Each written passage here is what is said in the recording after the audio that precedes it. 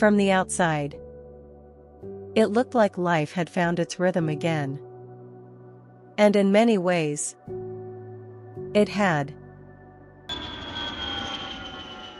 We traveled. We went out almost every weekend, trying new restaurants, laughing, recording moments, creating memories that felt light and easy. There was music again. Not the kind we once knew, but a different kind of enjoyment. A different kind of freedom. We ate. We drank. We smoked. And for those moments, it felt like an escape. Like we had found a way to breathe again. After everything we had been through. My husband got a promotion. Life started to look stable again. Good again. And I won't lie. I was happy.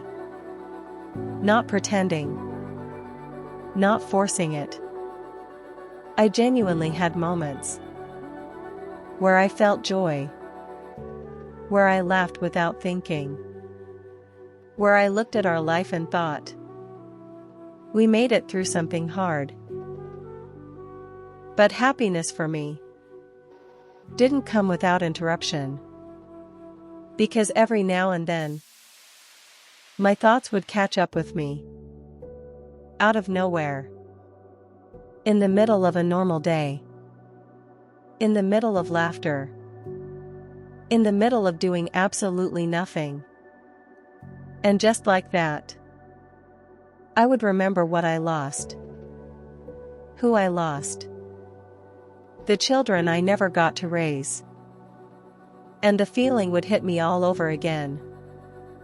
Not as strong as before, but strong enough to bring tears to my eyes. And I would cry.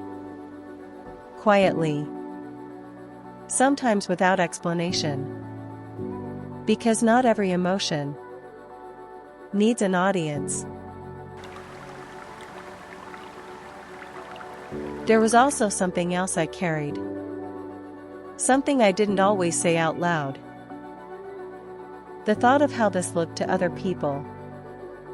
I wondered if they were watching my life and connecting the dots. If they believed this was karma. If they thought this was what I deserved. And even if nobody said it, the possibility of it sat with me. It made certain moments feel uncomfortable, embarrassing, in a way I couldn't fully explain.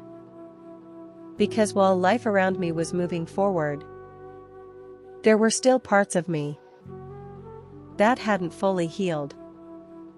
Still parts of me trying to make sense of everything.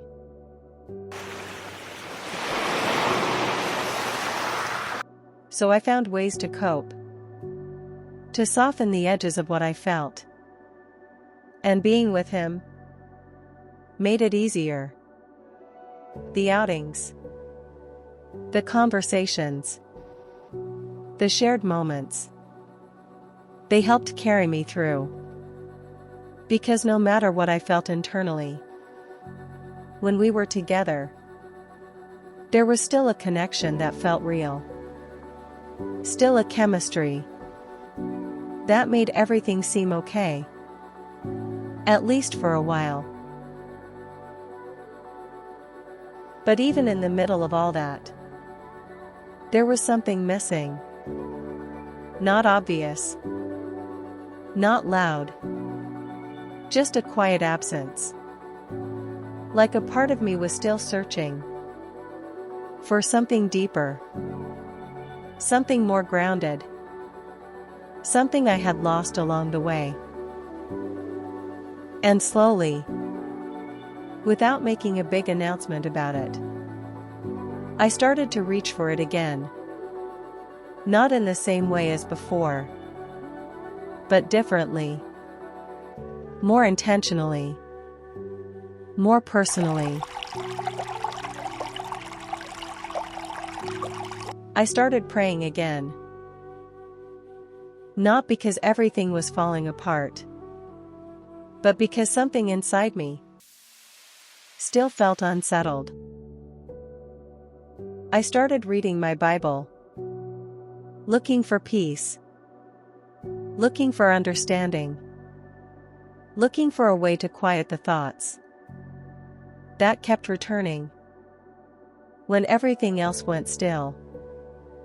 And even though life around me looked full, I knew, deep down, I was still searching for something that hadn't fully returned.